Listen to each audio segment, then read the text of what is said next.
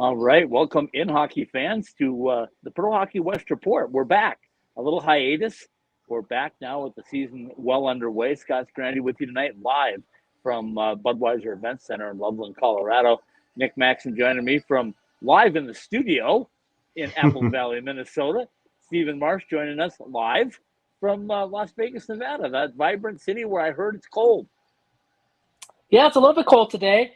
Some winds and a little bit of snow out by the mountains. So that's we know that it's getting closer to winter, or maybe winter's already arrived. At least weather-wise, at least we got a taste of it. But don't talk to me and Nick about winter. I'm yeah. I Yeah, drove up exactly. today. I was 38 miles from Denver, and the temperature was 36 degrees. So I was going like, yeah, okay. So wait, are we saying the Minnesota guy has the warmest outside temperature today? Because it was a balmy 71 in the Minneapolis area today. You do. You win. Since when can I say I beat both Las Vegas, Nevada, and Denver, Colorado? That can't be. Don't get used to it because it's very rare that happens. We know it's going to flip flop. So no. Well, when we do this in January, then we'll be seeing who's the warmer spot in town. Okay. Hey, location is privy, right? So. All right. So going on behind me, guys, in about 90 minutes or so, I guess 2 hours from now, we'll have the Ontario Reign, the 6-1 Ontario Reign, versus the 2 and whatever they are. Or let me double check to see where they are. The 3-4 Colorado Eagles.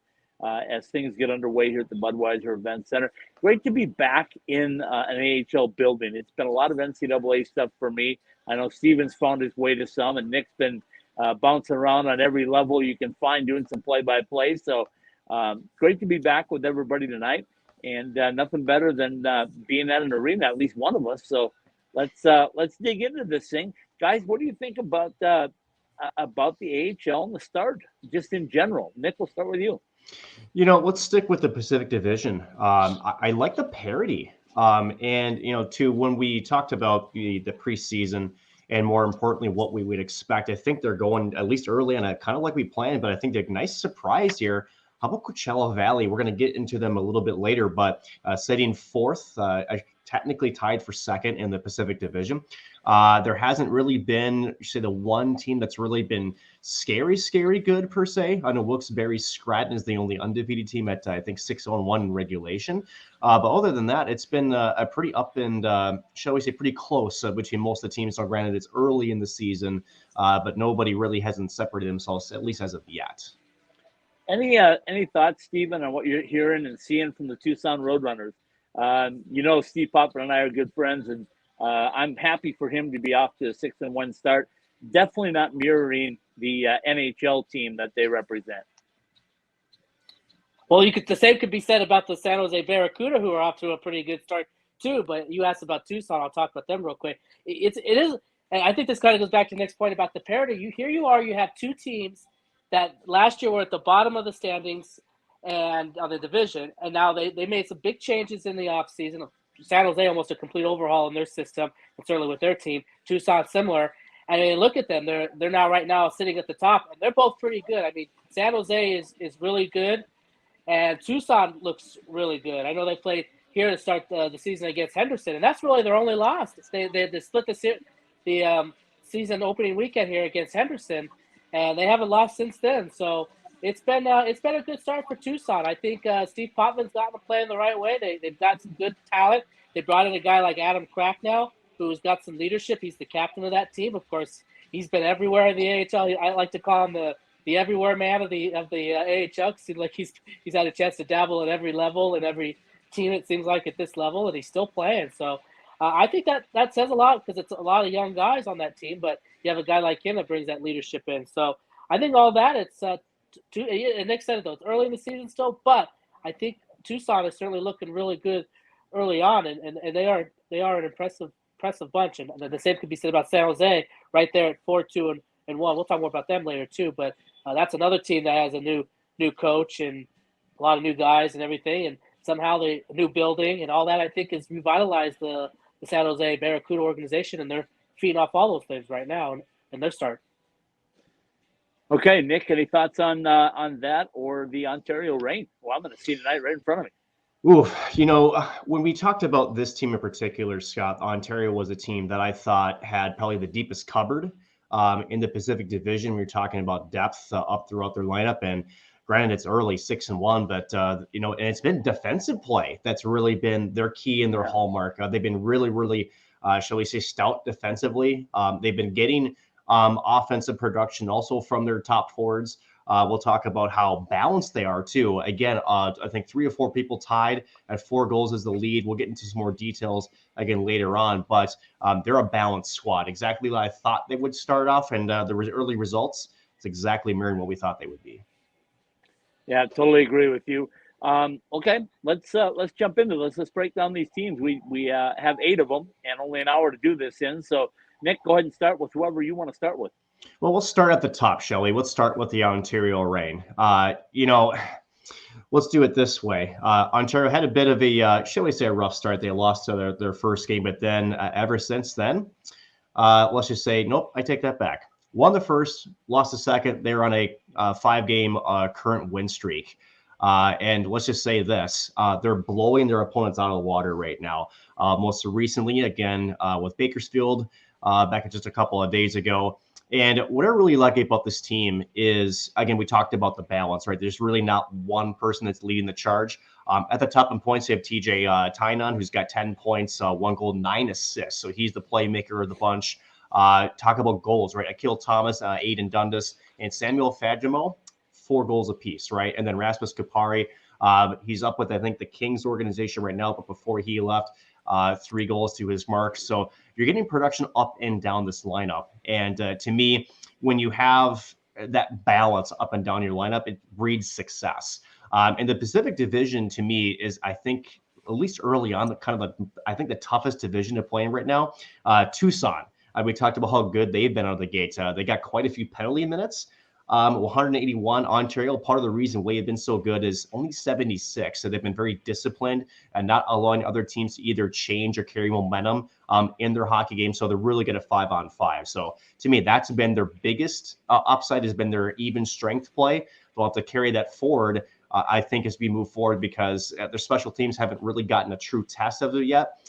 So when they do, they're going to have to be ready to throw the punches out there because, again, it's been their even strength, shall we say, their execution that's been the reason for their 6-1 early start.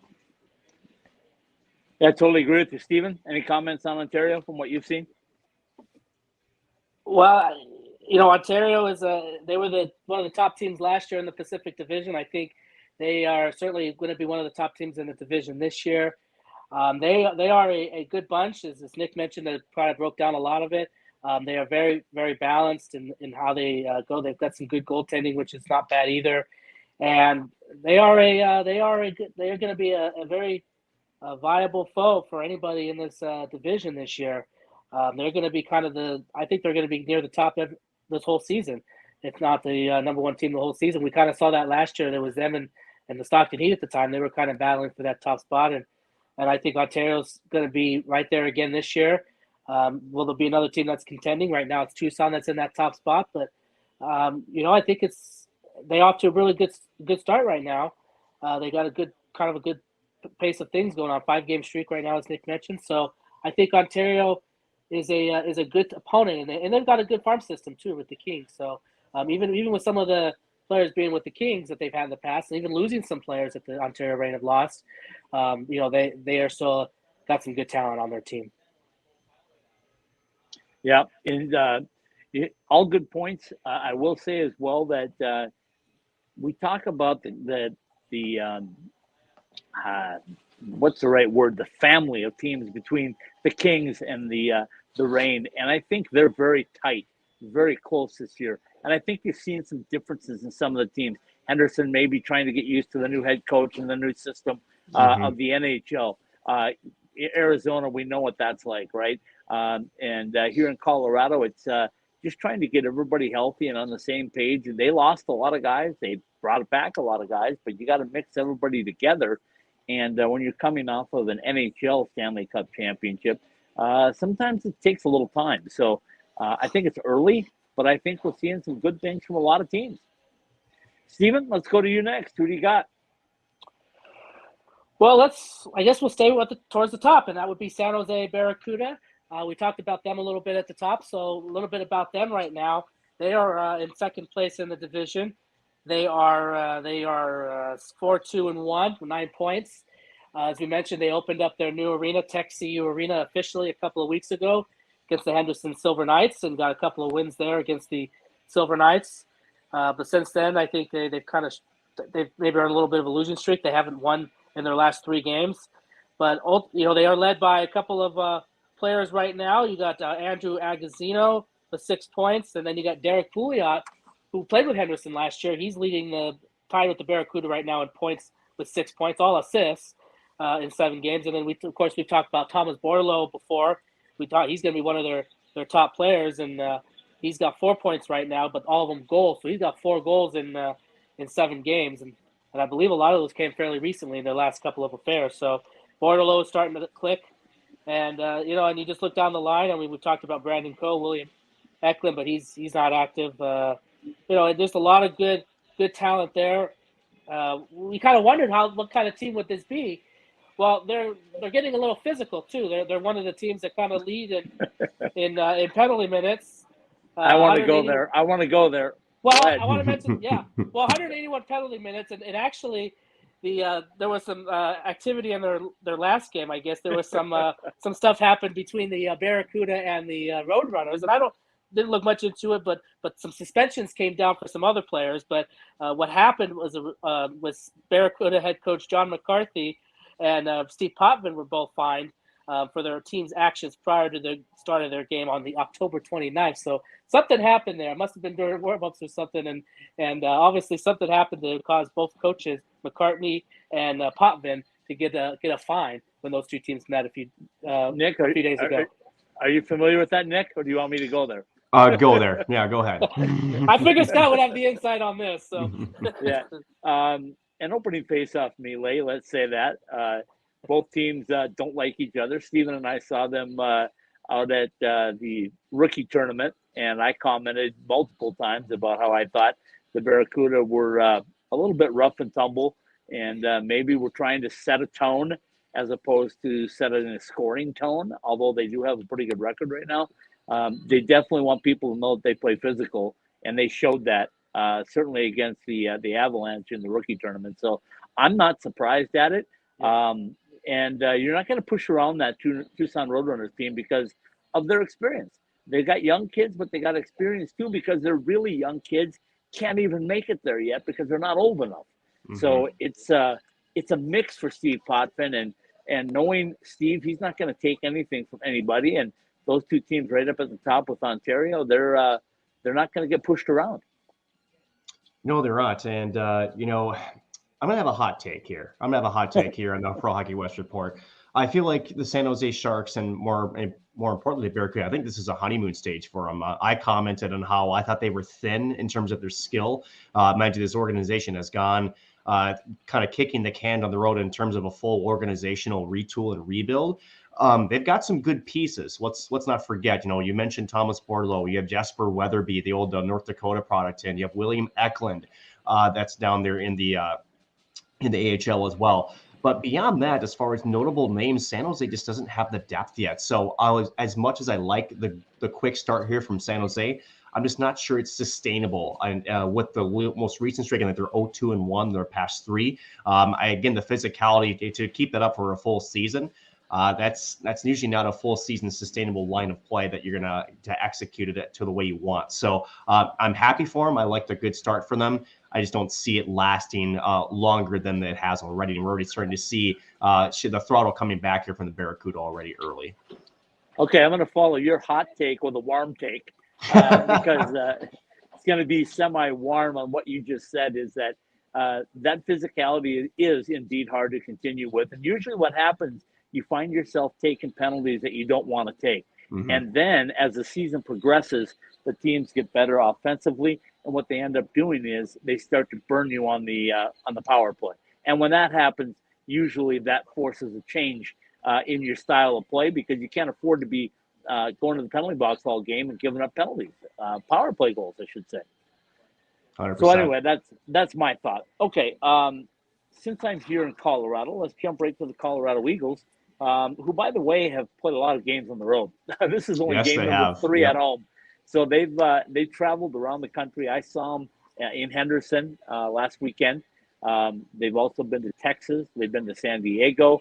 They've been a little bit of everywhere. So I'm not really shocked at the 3-4 mark, because I think it takes a little time to get everything together. All three of us know the home ice here at the Budweiser Event Center is second to none. And once they get that home crowd fired up again, like I said, this is only game 3. It's going to happen tonight right behind me. So a little bit surprised at the goaltending right now. Yeah, nice one, Steven. I'm ready. They're ready. Are you ready? Are you ready? Everybody's ready. Everybody's ready. So we'll see. They got some guys that are getting through injuries, some bumps and bruises already. Wyatt Almut, one of their best defensemen, is rehabbing, but getting close, I'm told. And they got some really good offensive players that they have coming back, and Jean-Luc Foudy, for example, and the leadership that you get from a Jason Megna, and of course Alex Bocage getting a little bit more experience and feeling more comfortable in his role.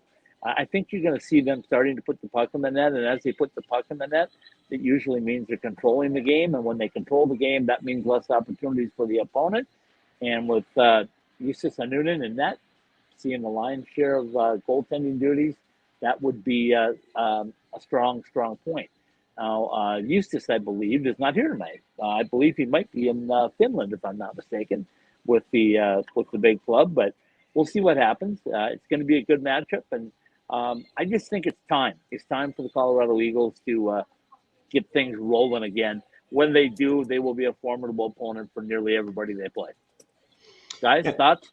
And Scott, you talk about starting your season off on the road. I mean, another one of my teams that may have you beat as far as the road schedule is concerned early. But the old adage, right, is that you want to be about 500 on the road. And then if you can control home ice, usually you're a playoff contender, right? And when you've reached the top of the proverbial mountain, meaning you're a defending Stanley Cup champion organization, it can be hard to maintain that, especially early, right? There's a lot of moving parts. Just look at the NHL team. A lot of pieces were plucked away.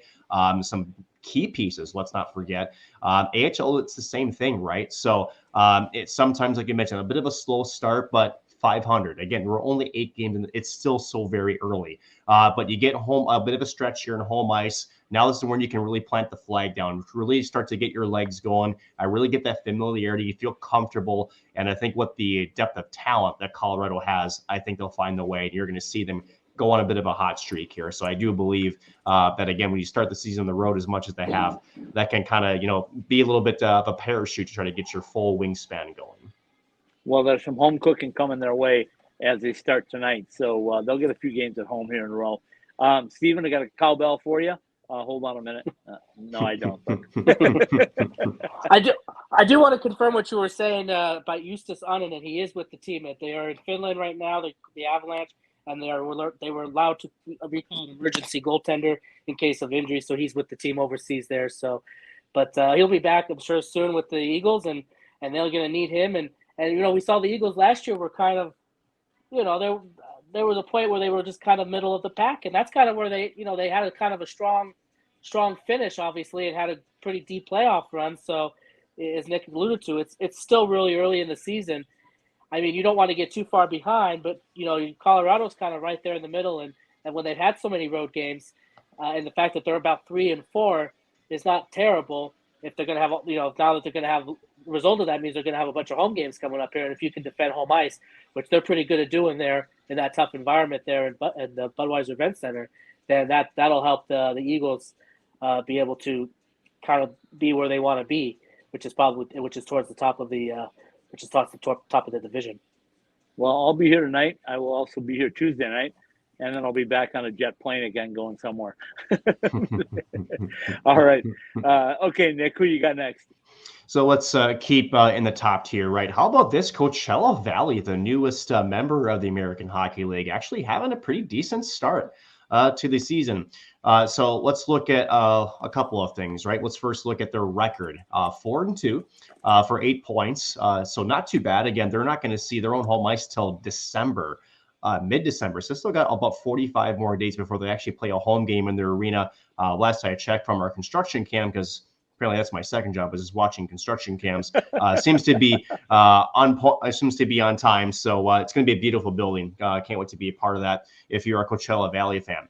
Now, also, to be in that spot, you have to have some players that have been key contributors. How about this? Jesper Froden, AHL Player of the Month for the Coachella Valley Firebirds. So that's a nice little entrance into the league, is having your player be named Player of the Month in October. So Jesper Froden, again, 11 points in 6 games. I'm not a math guy. That's almost 2 points per game here for Coachella Valley. And again, you talk about it, the balance too, right? Andrew Perchalaski, another 11 points in his 6 games. So you could have given it to both of them, but they had to pick one. So I guess they went with Jesper Froden. Cole Lind, who's had a cup of coffee in the National Hockey League, he's got 8 points on the season. So they're really getting key production. Again, you got an former NHL coach down there in Dan Bilesma, who's gotten this team off to a really quick start. I think that is key. Question is it sustainable? Again, they're going to have a really, really tough time with the amount of road games that they're doing. And then basically all home games from February on through April. So if they can get through this tough stretch at maybe 500, the world's their oyster. I mean, you can't ask for a better start for Coachella Valley than what you've gotten so far. Totally agree with you, Steven. Your thoughts on the Firebirds?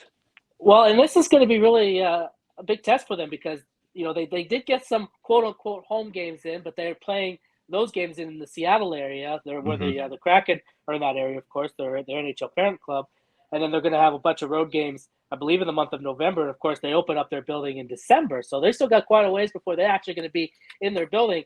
And what does that mean? That means they're going to have a lot of home games coming up, December on. So if they're off to the start that they're off right now, and they can kind of hang around when they are doing this big road stretch, when they do come back home, when they open up that building, if they establish a home ice there, that could be something for them to really be good there.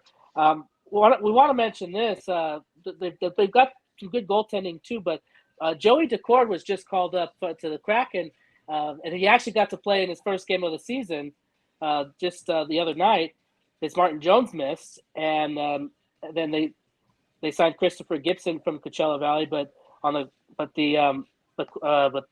Joey Decord got to play with the Kraken the other night, and did well. So and that just goes back to the AHL. It's just you're always going to see these rotating things, but we've talked about Joey Decord on this show and the opportunity he had to play with the Kraken the other night and get his first game in with them, and how exciting for him to have that opportunity. Guys, let me ask. Go ahead. Go ahead, Nick.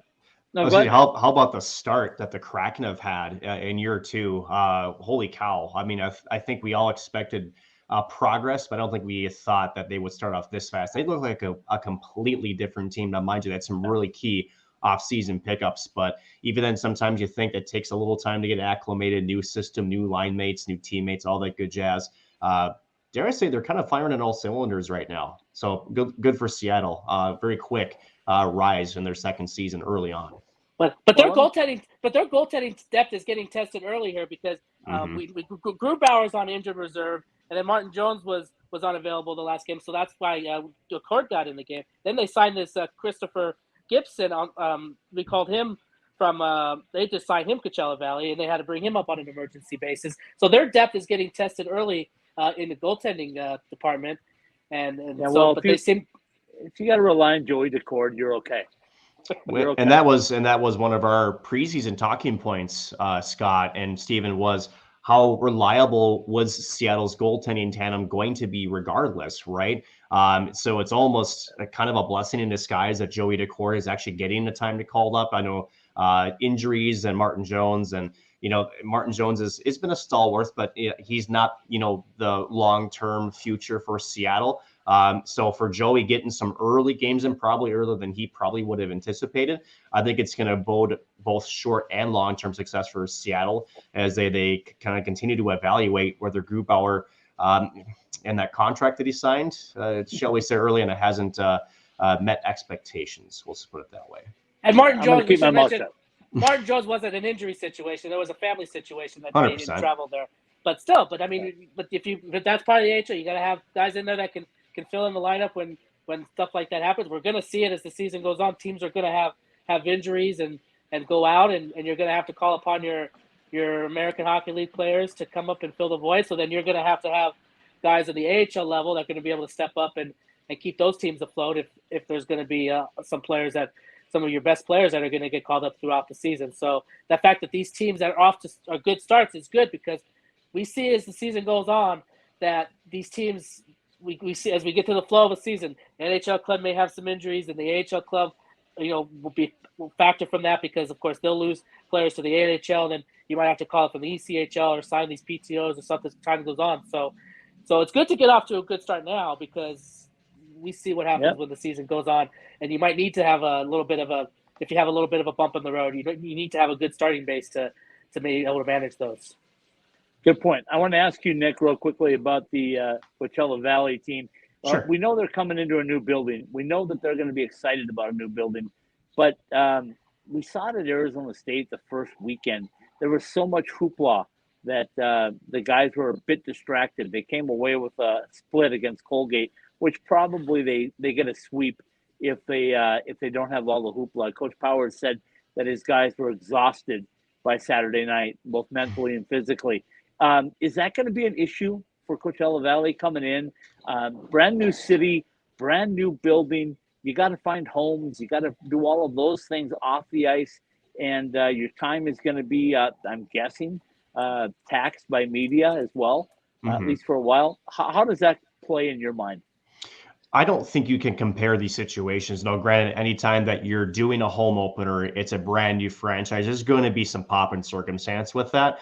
But let's not forget that the Arizona/Arizona State is a very unique situation to both the National Hockey League as well as the NCAA, and specifically Arizona State. Mind you, it's their building, right? And I think it's been a talking point for months there on essentially what the Coyotes and Arizona State was going to do, right? That's been, shall we say, beaten to the dead horse, much more than we care to talk about. I don't think we get the same vibe from Coachella Valley. Granted, again, whenever you're going into a new, sparkling new toy that's going to be Acrisure Arena, which looks gorgeous, by the way, I don't necessarily think they're getting the same media attention as Arizona State and the Coyotes were getting down there in Tempe. And I don't think it's ever going to be the same. You just still have to be able to fight through those distractions. That's just being a pro athlete in this situation. But I don't think it's nearly going to be as big of a distraction as it was down in Tempe, as you'll see down there in Palm Springs, California.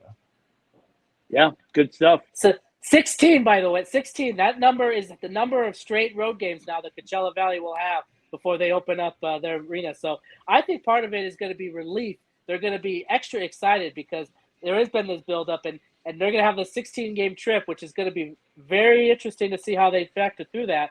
But they're going to be excited to finally get in their new building. So, yeah, I think a lot of what Nick said is true. I don't think there'll be as much of a factor. There isn't this extra buildup because of what happens with the Coyote situation and ASU and everything. So this is their building. This is where they're going to play.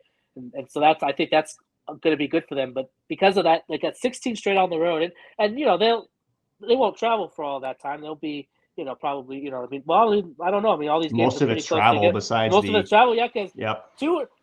Let's map this out. 2 in Abbotsford, then they're 4th and the 5th. Then they're in Tucson for 2, the 11th and 12th. Then 18th, 19th in Colorado. Then Calgary. Then San Diego. Then here in Henderson. But there's not a lot of big gaps there. I mean, they're playing Fridays, Saturdays, and then they're playing Friday, Saturday, but then there's some travel in there. So yeah, I mean, it's gonna be a brutal trip. But as I said, the backside of that means they're gonna have a lot of home games the second part of the season, which will be good for them.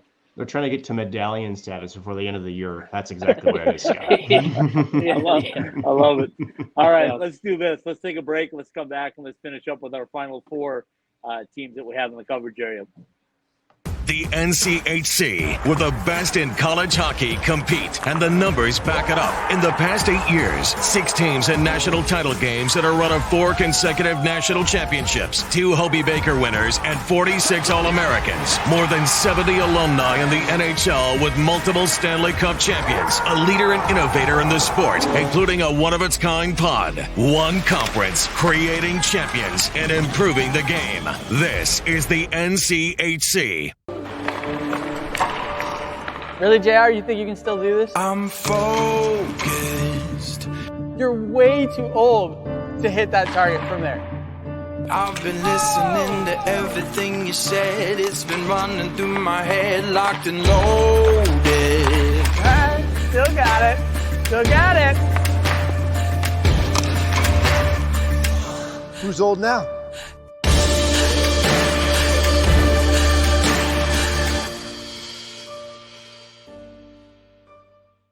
From the nation's best college hockey conference. Access exclusive on-demand content and watch more than 140 live games. Ready for you wherever you are, however you want to watch. On your phone, computer, or stream to your TV. Your favorite team is on NCHC.TV. When you can't be there, be here. Subscribe now to watch the best in college hockey at NCHC.TV. If it's NCHC hockey, it's on NCHC.TV. All right, welcome back in, hockey fans, professional hockey fans of the American Hockey League Pacific Division. Scott Strandy with you tonight live in the Budweiser Event Center. As you can probably hear the commotion going on behind me, we are about 90 minutes from face-off here between the Colorado Eagles and the Ontario Reign. Nick Maxon joining us from Apple Valley, Minnesota, and Stephen Marsh from beautiful, vibrant Las Vegas, Nevada. I always use vibrant. I'm going to continue to use that until it becomes unvibrant. Is that a word? Unvibrant? Whatever. It's better than an acronym. That's what all the kids are using. I love it. Love it. All right, Stephen, who do you got to kick us off for the back nine here, the back four, I should say? Well, let's go to Bakersfield and take a look at the Condors a little bit. The Condors right now are sitting kind of in the middle of the pack. If I look at this, go back to the standings real quick here. They are they're number 6 right now, 7 points. They're 3-3-1. Yes, right at 500. And this is a team that is led right now by Michael Ketcherling, who's a good good player. 5 goals right now for the Condors through 7 games, 6 points. Xavier Borgolt to 7 games, 3-3. So and how about this? I just want to mention this because Vegas fans will like this. You got somebody by the name of Matthias Janmark playing for the Condors right now. He's 1-1 with 2 games. Where'd he come from? He's in the Edmonton Oilers organization now, and he's spending some time in the American Hockey League with the Condors. So he's 1-1. So we might see him in Henderson this weekend because the Silver Knights and the Condors meet up. So he might be making his grand return to the Vegas Valley. We'll see. But the Condors, the Condors is kind of an interesting team because if I look at it from my Silver Knights glasses, it has become a thorn in the side of the Silver Knights. Wait a minute. Stop. You have Silver Knights glasses? Right here, they're silver. See, they're silver. He's got them off. See, he's got them off. Somebody told me they were only UNLV colored. Well, I can. Okay. Okay, go ahead. Too, go ahead. Sorry, I distracted you. Go ahead. No. I mean, if you look at it, if you wanted to look at it from a Silver Knights perspective, this is a team that's been on their thorn in their side. I mean, they've played the Bakersfield Condors more than any team, probably out of any of the teams going back to the first season, and the Condors just seem to do pretty well against the Silver Knights. The Silver Knights they won the first ever game at the Dollar Loan Center when they opened up in April. They beat them, of course, in the Pacific Division final a couple of years ago. So Bakersfield is a team that if they play the Silver Knights 70 times a year, they probably would have a really good record. But they don't, and they have to play other teams too. And they're 3-3-1, so they're still kind of figuring things out for them. But obviously they have Colin Chalk this is his first full season as the head coach of the Condors. So they lost some key players, but as we said, they've gotten some guys returning like a Kesserling and Hamlin, and both are contributing in big ways. So I expect them to be kind of right where they are. I think they're going to be kind of in the middle, and I don't know if it's a team that's going to be at the top. I think they just always seem to kind of get all these little streaks, and then they kind of get all these little bit of losing streaks, and then it's kind of I never really see them kind of like get kind of pull away from everybody. So I think they're just going to be kind of middle of the pack, and I mean they have a really good home environment in Bakersfield, and they feed off of that. But We'll see. I mean, we'll see what it looks like for them. But I just kind of see them as kind of in the middle of the pack this season, and right now that's where they kind of sit right now. And I think that's going to happen. Like I said, they might get on a little bit of a streak, but then they might get on a little bit of a losing streak, and I don't know. I just don't really see them really being way at the top or being down towards the bottom. So I see them as kind of a middle of the pack team. Nick, your thoughts? Well, you have your UNLV glasses. I have just these. I'm not sure what filter these have, but I see this differently. I do. It's kind of funny how you look at the NHL and the AHL team. Somehow they just mirror each other. This is a little bit different now. Edmonton has gotten more balanced over the past couple of years, but they used to be very top heavy. If you look at Bakersfield and the point production they're getting, besides their top three players and Kretserling, Bourgault, and Hamlin, everybody else is kind of being a passenger right now. They really have had to rely on those three guys for most of their offensive production. And so to me, I'm not sure how a condor probably goes and gets its prey, but if they're a big enough bird, they dive. To me, they're ready for a dive. I think they're middle of the pack, but I don't see them being that competitive with that type of spread, which means they're due for a little bit of a pullback. I think Colorado is going to be jumping them over in the standings here pretty quickly. And until Bakersfield kind of gets these other guys going, unfortunately, if you're a one-line show, a one-trick pony, with enough film out there, they will eventually get shut down, and other guys will have to step up. If they can't do that, it's going to be big trouble. So for me, Bakersfield needs more production from their depth. If they don't get it, it's going to be a rough go for the next little bit. Well, and their goaltending, they don't have Stuart Skinner, who's been a big part of them the last couple of seasons. They have Olivier Rodrigue, who's only got a 3.04 goals against average. He's 1-1. And then you got Calvin Pickard, that should be another name that Vegas fans are familiar with if they want to go back to the history books. And Colorado. And Colorado, right. And Pickard not that he played a game with Vegas ever, but he was the first ever expansion draft pick. But anyways, so he's 2-1, 3.44.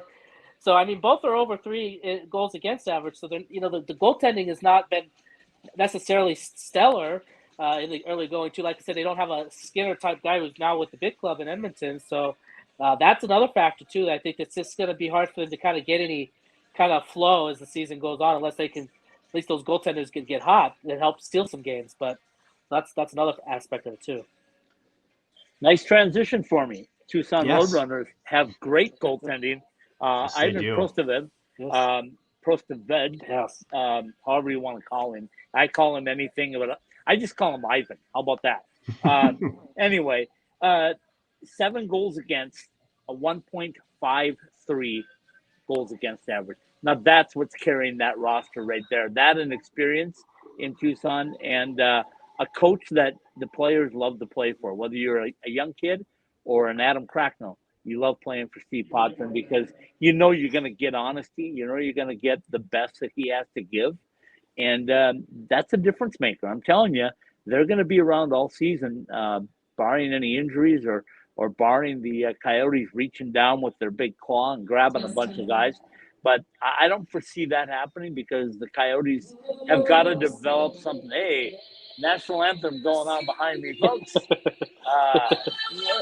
Developing the right tone for the voice, right? So, Scott, let's do this. Let me go on mute. Yes.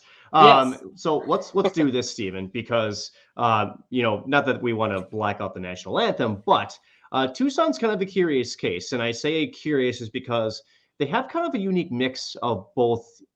Shall we say the stalwarts, the veterans, but they've also got some good young talent in there too.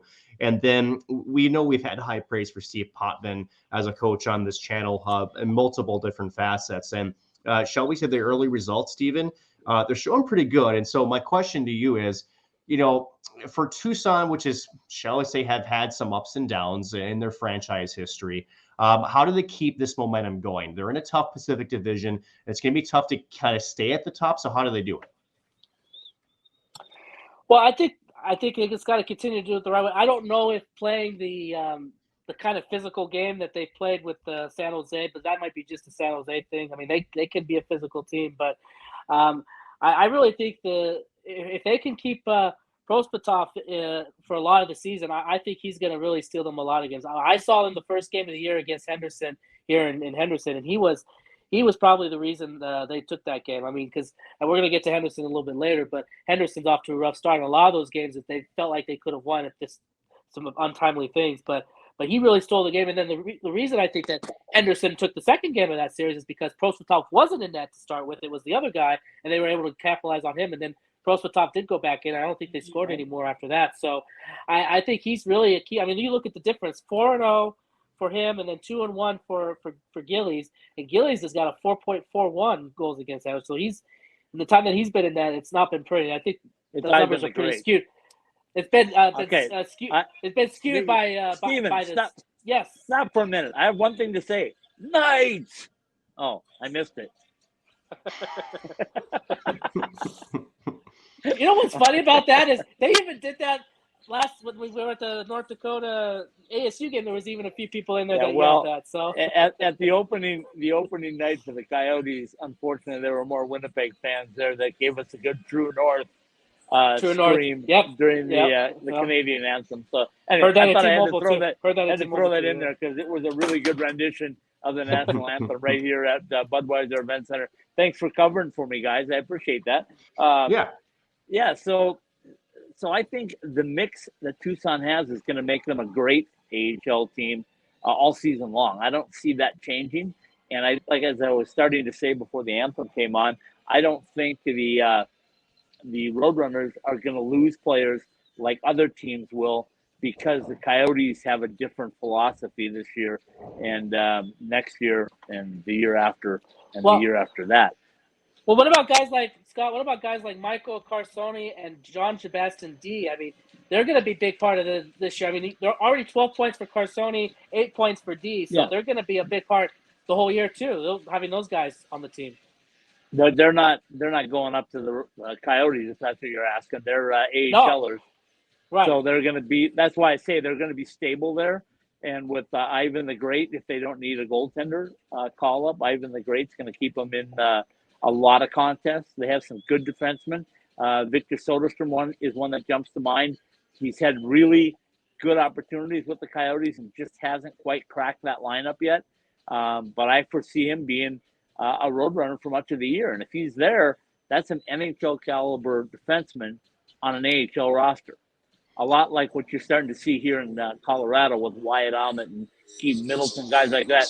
They are also quality defensemen that are playing big minutes in the AHL. It's complementary hockey, right, Scott? I think that's, sort of what you're alluding to. And you talk about, responsibility too. Out of all of the players on Tucson's roster that played all 7 games, only 2 players are in the minus category. So, granted, I'll be the one to say that that's the most overblown stat in all of hockey, but it gives you a surface indication of they're taking care of their own end. And certainly, as we mentioned, a couple of guys also taking care and posting production of the offensive end of the ice as well. Okay, as you can hear, things are getting a little rowdy here. I'm so fired up. I'm ready to go play. So go ahead, Nick, take it on to your next team. So we go from top to some struggles, right? We're going to go with the San Diego Gulls. That's the last one that I have, and it's been a struggle. And you talk about a sine wave or a sound wave up and down. That's what the San Diego season has been so far.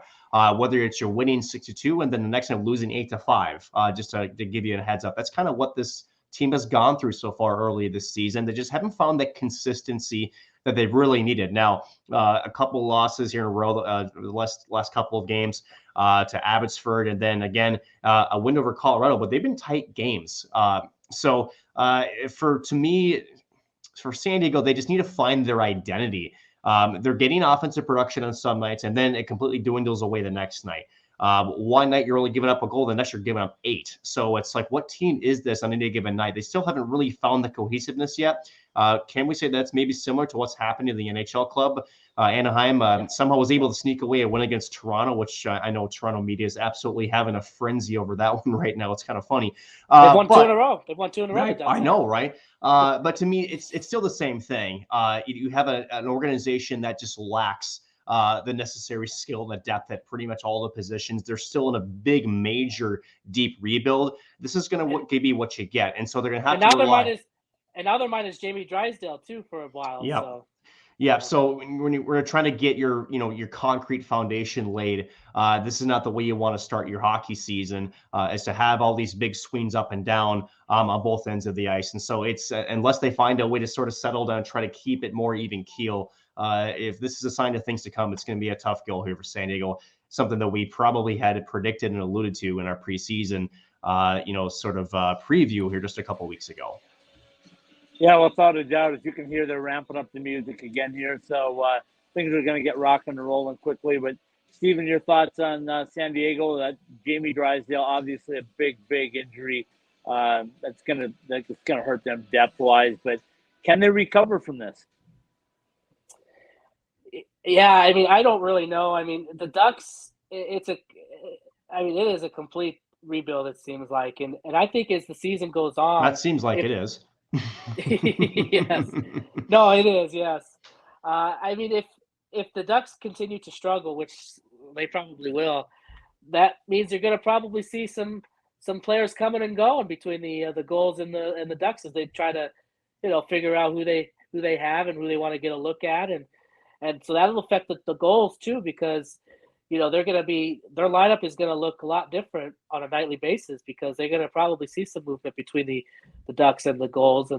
And so, I mean, the players that they do have that are putting together a good season for the Goals is going to be called up. And so if the Goals are already struggling where they are, the fact that they're going to have to do with a different lineup probably on a regular basis, it's going to be hard for them to really get any sort of consistency going. I mean, we saw last year with Henderson, they had a hard time getting their roster together because the Golden Knights were always calling upon players and stuff, and it took the Silver Knights really had a hard time getting into a flow. So, which, I mean, that's part of the AHL, right? I mean, you want to see these players want to get to the NHL and get an opportunity to play there. So it's not a knock on them, but it's just a matter of what that'll do for the AHL club. And it's just, when the Ducks are struggling like they are, although they've gotten a couple of wins, so watch out, I guess. But it's going to come back and affect the Goals too, because it's just, there is going to be opportunities probably to see some players make the move up and maybe players come down from the Ducks. And so it's going to be interesting to see, but I just think it's going to be tough for the Goals to really get any sort of flow going this season. And Scott, let's build on that a little bit, because the Arizona Coyotes and that organization have had sort of this long-term game plan, right? Where if you actually look at some of the prospects in their system now under their new general manager leadership, we've talked about it before, there's some exciting pieces to come in 2 to 3 years' time, right? My question to you is, the Anaheim Ducks seriously lack depth in multiple levels of the organization. So we talked about John Gibson. We've talked about some of these stalwarts. Does Anaheim still need to acquire draft capital to pull themselves out of it? Either way, it sounds like from what we see, the Stars are not going to be just for this season, but they could even be for 2, if not 3 more seasons. And when you've got guys of the talent like Mason McTavish and Trevor Zegras, that makes the puzzle a little bit more complicated, does it not? Yeah, without a doubt. I'm not really sure what they're going to do. I think they need a mix, Nick. I think they need draft picks, and they need some veteran players to come in and kind of stabilize the young guys. I mean, Mason McTavish is a great player. Trevor Zegras, great player. But they're missing the guy in the middle, Ryan Getzlaf. Yes, they are. They rode him hard last year for leadership, and there's nobody so far that's picked up that leadership and run with it. So, yeah, I think they have to get a mix.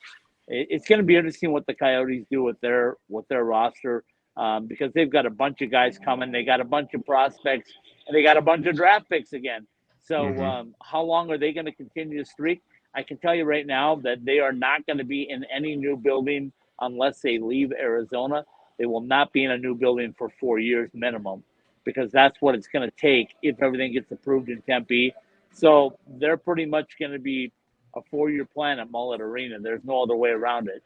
And I don't think you're picking up too many free agents coming into that situation. It is what it is.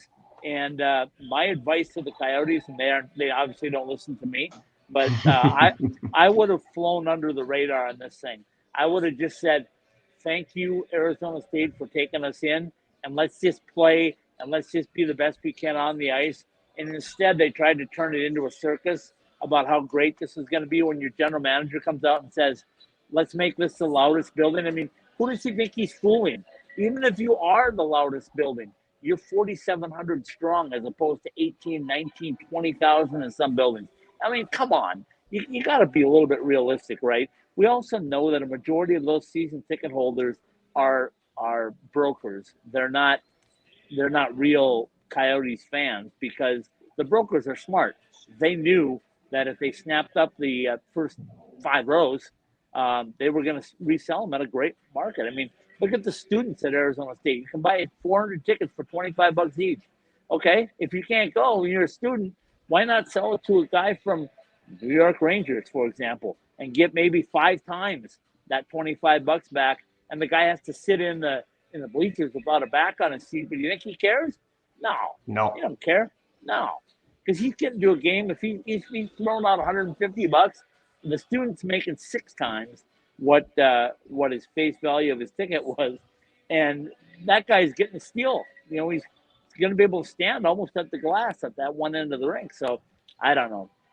I struggle with it, and I just think I would have flown under the radar. I would have said, you know, we screwed up, and it's time for us to just get out there and just play hockey and let everything else be by the wayside. I wouldn't have made a big deal about the building, about the location, about anything. I just would have played the game until I got my building. That's my thought. All right, Steven. I know you're chomping away with your last but not least Silver Knights glasses, so go take it away. Yeah, I know they put on my Henderson Silver Knights glasses, but the big thing with the Silver Knights, they're kind of off to a rough start. Actually, they're at the bottom of the standings right now. But, you know, really, this is an example of a team that the record really doesn't indicate how they've been playing, because if you look at a lot of their games, they have it's been really close games, other than maybe the first game against San Jose. And it's kind of interesting. You listen to head coach Manny Viveros, and you listen to some of the players and after some of these games, and you ask them, you know, what you think about the game and everything, and they say they're happy with the way the game went. The big thing for them early on has been that they have some bad mistakes that have cost them some goals at some worse times. There was a game against Bakersfield. They were up in that game, and they give up a goal with like 0.3 seconds to go. That tied the game at the point that Bakersfield ends up winning that game. Or they make these kind of mistakes, and it leads to a turnover and it leads to a goal or something like that.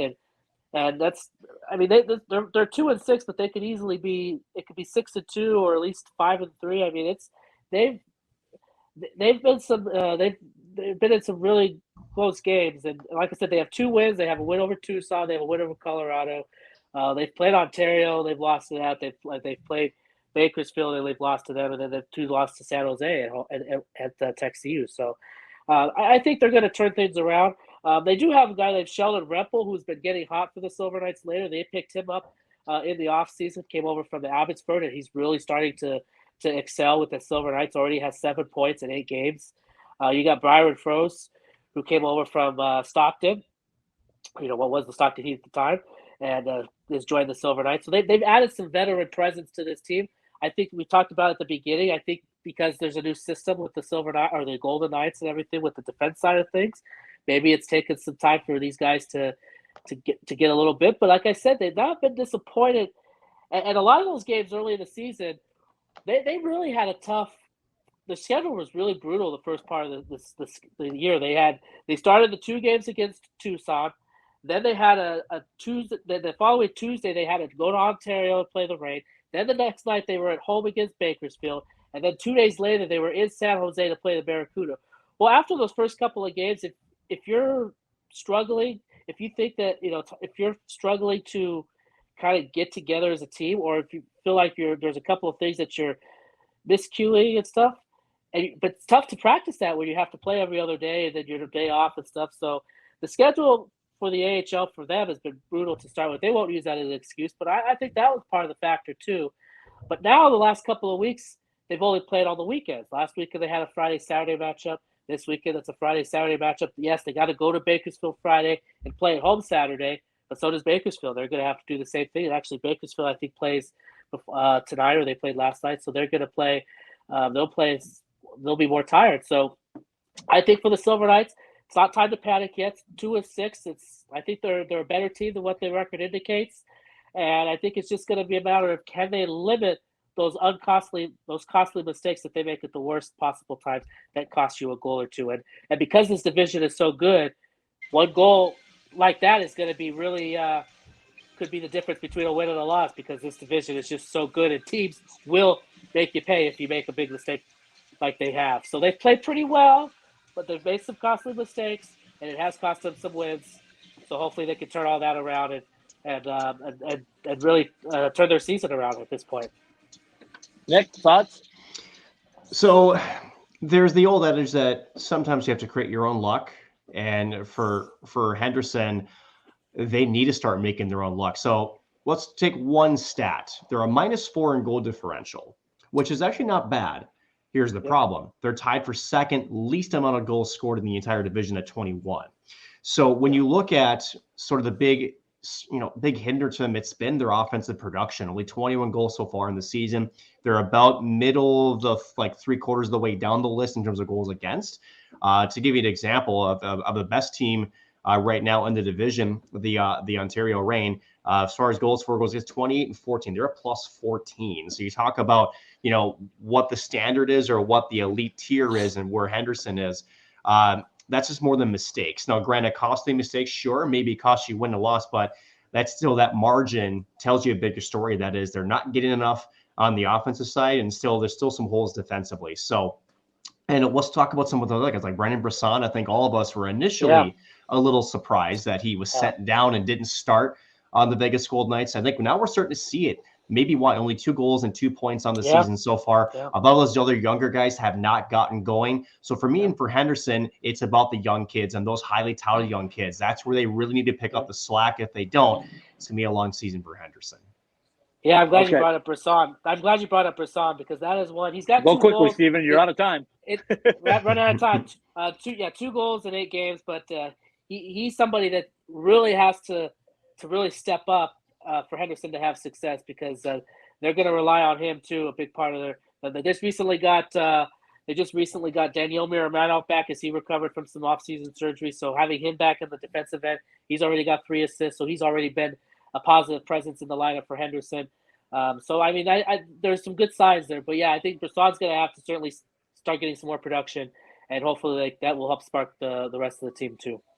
Okay, we've got 2 minutes left. I got 2 things to show off. Number one, take a look, fellas. Take a look. Are you? I didn't know this was a. I didn't know this was a fashion show. I am seeing that. Yes. Okay. Okay. There's a. Hold on. He's the T-shirt guy. That's what this is. Oh boy. And then in the gold. Vegas would like this. Vegas Golden Knights. That's the colors, right? Is that what we're going for? There's a good start. We have 4 colors, Nick. We have white. We have white. We have gold. We have black, and we have silver. So this is just the one I'm showing off tonight. But the logos are here, guys. They're ready. They're rocking, and we appreciate everybody tuning in and sticking with us. I'm gonna go try to find some food. I'm hungry. So what's your favorite arena food, Scott? Because let's just say that at some of the arenas that I've been to, there's been some good, and also some not so great selections. So what's your safe bet? Do you know where I'm sitting? You know what I'm going to say, right? Oh yeah. Yeah. You know what I'm going to say. It's right here at the Budweiser Event Center. I could have guessed that. More cowbell, obviously. All right, we'll be back. You didn't like the food you got in Henderson last. You had breakfast in Henderson last week. With the Silver Knights. Yeah. Let's not go. How often you gonna have an 11 a.m. game like the Silver Knights had last week? Not often. All right. We'll ask everybody to tune in next week as well as something more new and exciting for you next week on the Pro Hockey West Report. Good night, everybody.